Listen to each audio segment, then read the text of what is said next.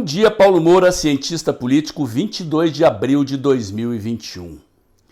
Quais são os dois caminhos para o poder segundo as teorias revolucionárias da esquerda? Você sabe? Esse é o assunto do meu vídeo de hoje, com o objetivo muito mais de fazer uma reflexão sobre os caminhos do poder para a direita, para os conservadores brasileiros, mas eu vou tratar desse assunto mais lá para o fim do vídeo. Antes, eu queria agradecer a você que está doando pelo Pix ou pela conta bancária do canal. A sua doação é muito importante para ajudar este canal a se expandir, a crescer, para que eu possa melhorar aqui a estrutura e oferecer um serviço cada vez melhor.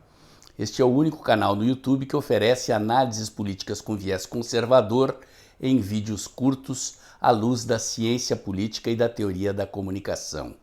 Gostaria de pedir a você também que se inscreva no meu canal do Telegram, o Dextra by Paulo Moura. Lá eu publico diariamente os links das notícias e análises do meu site, o dextra.jor.br, e logo de manhã cedinho os links dos vídeos que eu posto aqui no canal do YouTube. Bom, vamos ao que interessa, gente. Os marxistas se auto-atribuem um caráter de cientificidade às suas teorias da Revolução Socialista. Por que os marxistas dizem que a teoria da história que eles desenvolveram é uma teoria científica? Porque até o surgimento de Marx, as revoluções eram um tanto quanto espontâneas. E nós assistimos ali, entre os séculos 17 e 19, uma sequência de revoluções burguesas que marcaram a formação das democracias liberais ocidentais. A Revolução Gloriosa na Inglaterra, a Revolução Francesa, a independência dos Estados Unidos, são as três principais revoluções que servem de referência para os modelos de democracia liberal que nós temos no mundo hoje, que os marxistas chamam de democracia burguesa, que teria que ser destruída porque ela seria uma falsa democracia. Marx e os marxistas foram estudar estas revoluções e atribuem a cientificidade da teoria marxista da revolução exatamente porque tiraram delas esse caráter espontâneo de uma explosão popular que redunda na derrubada de governos e na tomada do poder por outras forças revolucionárias. Os marxistas, então, desenvolveram duas grandes correntes teóricas sobre como se faz revolução. O principal teórico é Marx, mas ele teve seguidores, principalmente Lenin, num dos modelos de revolução, e Gramsci em outro modelo. Marx partia do pressuposto, então, que a classe proletária era a classe revolucionária. Assim como a burguesia era a classe revolucionária dos séculos anteriores, promoveu a transição do feudalismo para o capitalismo e instaurou o sistema de economia de mercado e de democracia liberal no mundo ocidental, os proletários, como não detinham nenhuma propriedade, eram os maiores interessados em socializar os meios de produção, ou seja, tomar o poder político, acabar com a propriedade privada e distribuir a riqueza supostamente de forma igualitária. Então, a teoria do Marx partia do pressuposto de que era preciso ir fomentando greves, ocupações de fábrica, até que se produzisse uma grande greve geral nacional em que o proletariado tomasse conta de toda a estrutura do país e quando este momento chegasse, os proletários teriam o poder de fato na medida em que controlariam a economia, as fábricas, a estrutura produtiva e aí tomar o poder, assaltar o palácio do governo e assumir o controle do Estado era uma questão de detalhe. Lenin aperfeiçoou esta teoria. Ele desenvolveu na Rússia o modelo dos conselhos operários. A Revolução Russa aconteceu num país capitalista atrasado, ao contrário do que Marx previa. Este foi um dos erros da teoria marxista. Marx dizia que a Revolução Socialista aconteceria primeiro nos países capitalistas adiantados. A Rússia estava em plena Primeira Guerra Mundial. Havia, portanto, uma situação de fome. Os proletários estavam em minoria na Rússia soviética, era um país praticamente semi-feudal, majoritariamente agrícola, e os soldados russos que lutavam na Primeira Guerra Mundial eram, em geral, filhos de camponeses. Então, Lenin liderou uma revolução que mobilizava significativamente soldados, camponeses e operários. Operários eram muito poucos na Rússia da época. Havia bolsões industriais em Moscou, São Petersburgo, o resto da Rússia era praticamente um país agrícola. Então, Lenin desenvolveu a teoria dos conselhos operários, os soviets. O termo soviet, de União das Repúblicas Socialistas Soviéticas, vem daí. Os soviets eram uma espécie de parlamento sem os outros partidos. Eram parlamentos revolucionários dos quais só poderiam participar operários, camponeses e soldados. Usando a teoria marxista da ideia da greve geral insurrecional, Lenin então desenvolve um partido revolucionário, um partido de quadros, de poucos ativistas, altamente qualificados do ponto de vista intelectual, estudavam muito, para se infiltrar nas fileiras dos soldados, entre os camponeses e nas fábricas e insuflar os trabalhadores à rebelião.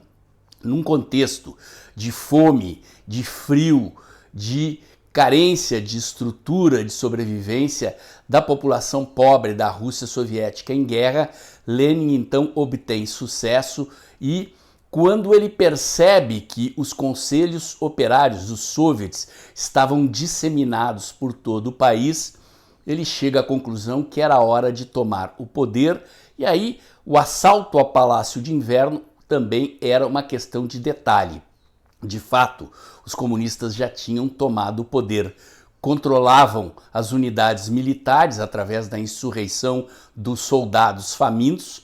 Soldados, como eu disse, eram filhos de camponeses que desertavam e voltavam do fronte de guerra para suas cidades ou para as propriedades rurais com a arma na mão e com fome. Portanto, não era difícil convencê-los a aderir à revolução. E assim, Lenin toma o poder na Rússia em 1917. As outras correntes marxistas da Revolução Socialista neste estilo de assalto ao poder são derivadas do leninismo. Uma muito importante é o maoísmo. A China de Mao Tse-tung não tinha operários, era um país predominantemente agrário, camponês, e Mao desenvolve a teoria da guerra camponesa prolongada, a ideia de cercar a cidade pelo campo. O Partido Comunista Chinês, então, se infiltra no interior da China, conquista os camponeses para a revolução e toma o poder de assalto, tendo os camponeses como a principal classe revolucionária. Mais uma vez, ao contrário do que Marx dizia ou achava, a classe revolucionária na China de Mao Tse-tung foram os camponeses. Depois houve o caso da teoria foquista ou da guerra popular revolucionária. O foquismo, a teoria do foco revolucionário, é a teoria de Che Guevara e Fidel Castro. Claro, eles eram uma meia dúzia de estudantes armados, tomaram o poder numa ilha, mas eles inspiraram toda a esquerda latino-americana daquele tempo, que sonhava com a ideia de que um pequeno grupo de estudantes de classe média bem armados poderiam tomar o poder em países do tamanho do Brasil, da Argentina, do Chile e assim por diante. Nunca deu certo. E por fim, a teoria de Ho Chi Minh, o líder revolucionário vietnamita que trabalhava com a ideia de guerra popular revolucionária, ou seja, conquistar uma parcela do país, dividir o país ao meio, como aconteceu com o Vietnã e com as Coreias, e entrar numa guerra de fato, de um pedaço do país contra outro pedaço do país. Todas essas teorias revolucionárias foram testadas e a teoria foquista chegou ao poder em Cuba, a teoria da guerra camponesa chegou ao poder na China e a teoria da guerra popular prolongada chegou ao poder no Vietnã. E assim por diante, estas teorias foram aplicadas ao longo de décadas e desde a Revolução Russa até a década de 80 do século XX, a esquerda estava numa ofensiva no mundo inteiro, se metendo nas guerras de independência das ex-colônias na África, na Ásia e assim por diante, e transformando as guerras de independência nacional em luta armada pela implantação do socialismo. Foi assim que aconteceu em vários países da Ásia, aconteceu em Angola, Moçambique, em outros países da África e assim por diante. Apenas aqui na América Latina, à exceção de Cuba, os comunistas não conseguiram tomar o poder valendo-se da teoria do foco revolucionário. No Brasil, o PCdoB da Manuela era um racha do Partido Comunista Brasileiro. O Partido Comunista Brasileiro se pautava pela teoria clássica do Marx. Não foi um partido que aderiu à luta armada, mas o Partido Comunista Brasileiro foi rachando em vários pequenos grupos. O principal deles foi o PCdoB. Partido Comunista Brasileiro era um partido que foi extinto e hoje é o Cidadania. O PCdoB, Partido Comunista do Brasil, era originalmente caudatário da teoria maoísta. Depois os rachas todos do Partido Comunista Brasileiro foram dando origem a vários pequenos grupos armados, terroristas e guerrilheiros que ao longo dos anos 60 e início dos anos 70 tentaram tomar o poder no país através de um golpe de Estado. A diferença é que não era um golpe de Estado bancado pelas Forças Armadas, como defendem aí os que propalam a ideia da intervenção militar. Era um golpe de Estado protagonizado por estudantes de classe média radicalizados, armados, assaltando bancos, sequestrando gente, imaginando que iam conseguir tomar o poder dessa forma num país do tamanho do Brasil. Como se sabe, não deu certo. Aconteceu o regime militar de 64, que combateu esses grupos armados com armas na mão, foi, portanto, uma contra-revolução armada que impediu a chegada dos comunistas ao poder e a esquerda brasileira, então, fracassou.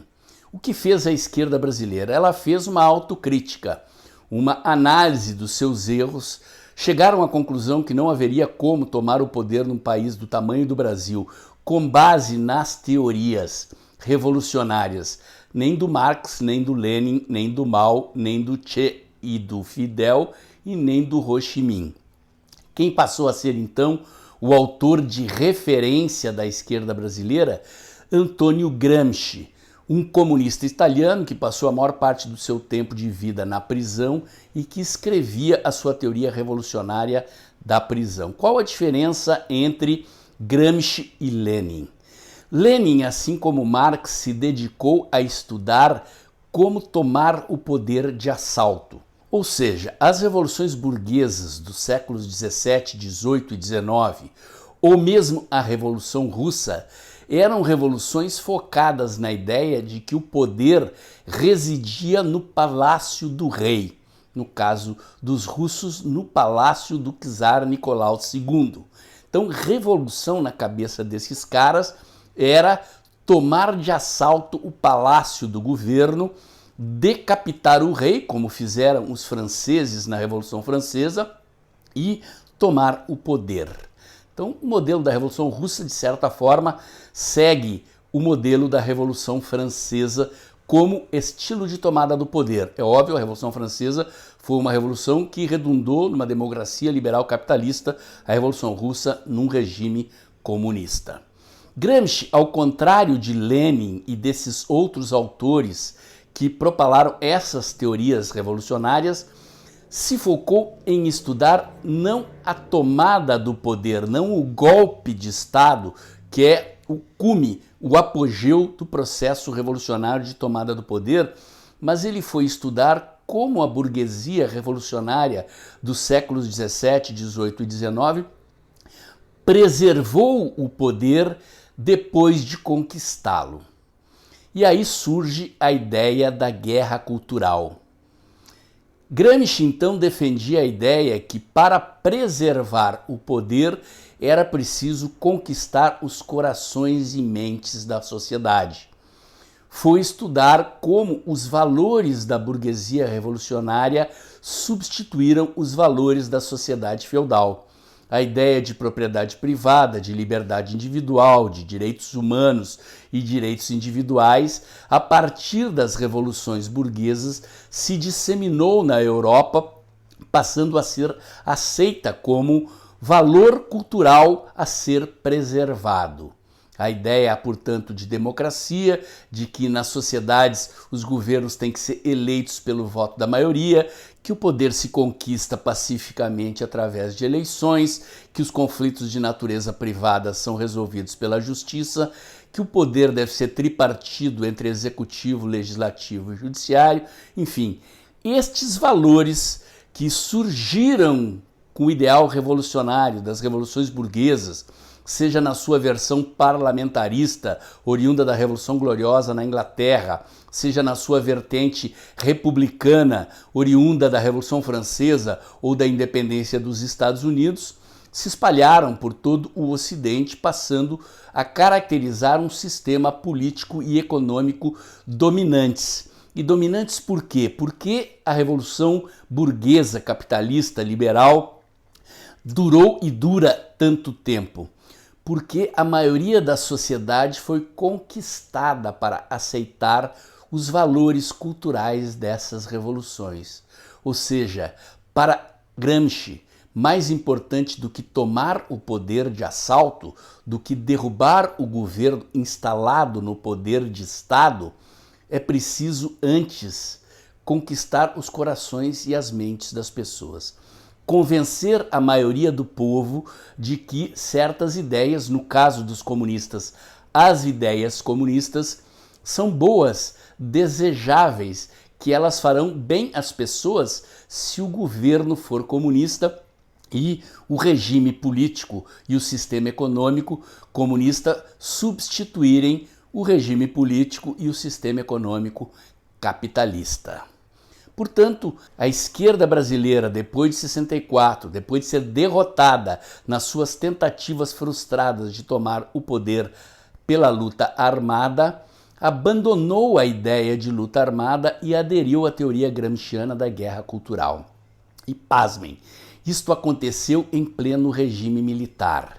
Os militares, achando que não poderiam sufocar completamente a esquerda, adotando uma teoria que por muitos é chamada de teoria da panela de pressão, ou seja, você tem que deixar uma válvula de escape para o inimigo, uma rota de fuga, resolveu deixar a esquerda com as universidades.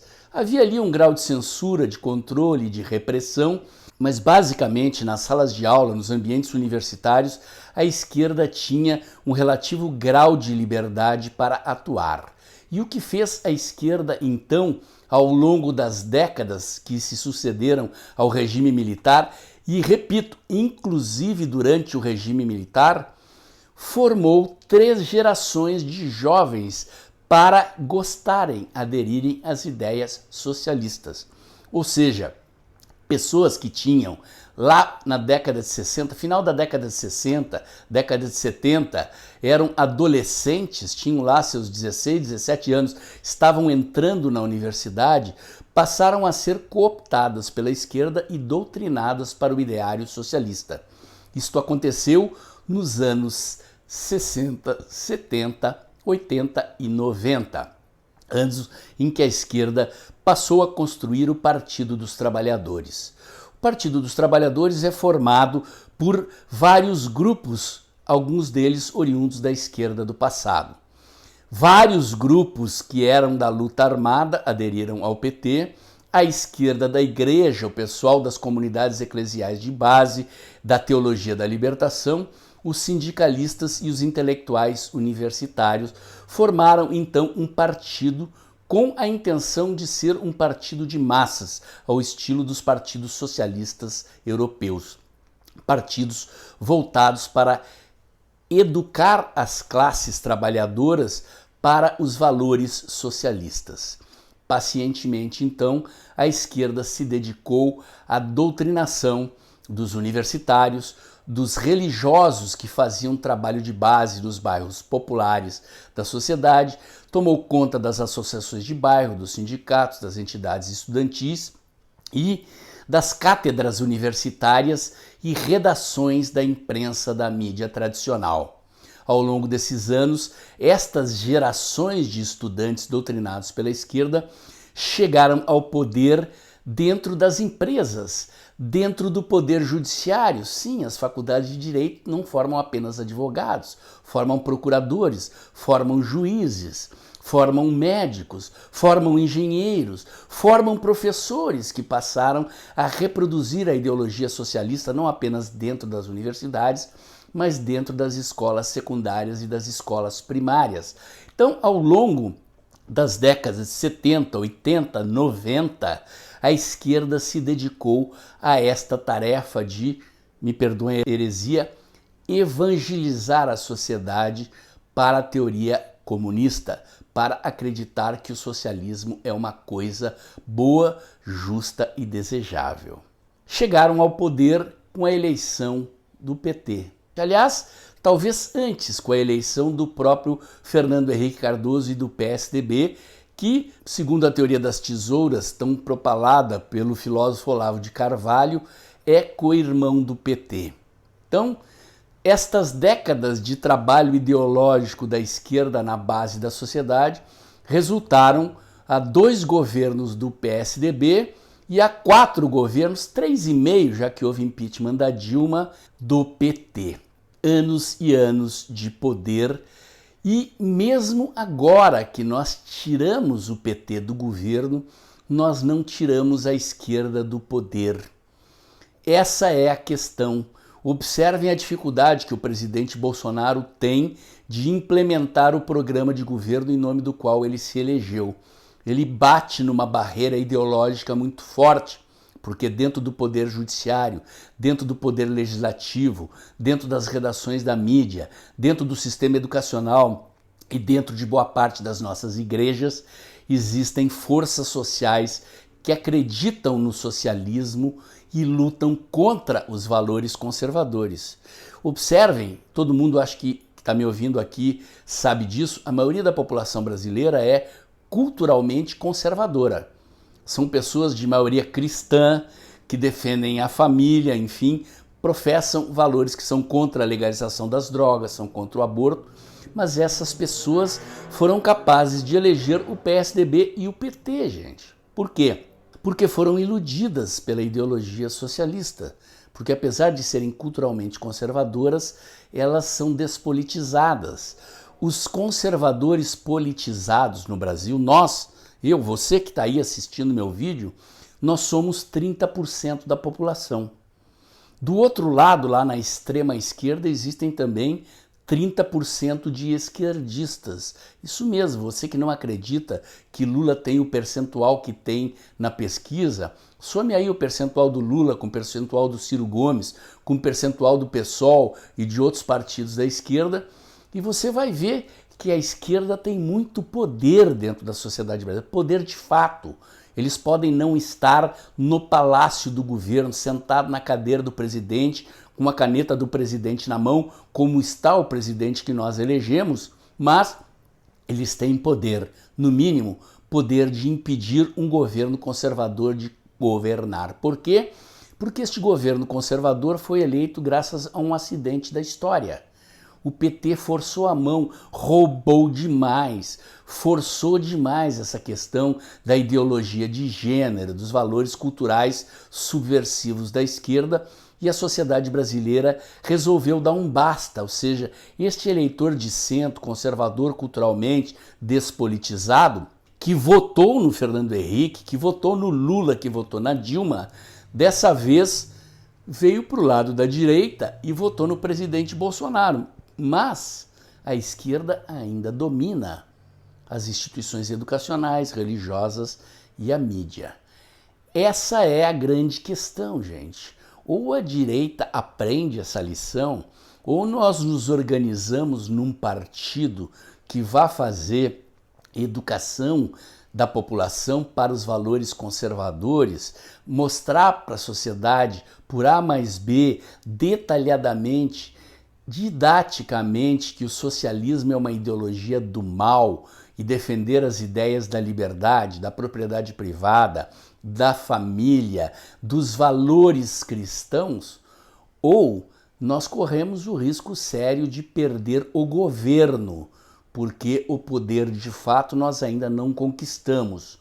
O poder de fato não está apenas na cadeira do presidente da República. É óbvio que estando lá, algum poder o presidente tem, mas considerando o poder que a esquerda tem na sociedade brasileira, o presidente pode muito pouco, e é isso que nós estamos vendo. Esta é a lição que temos que aprender.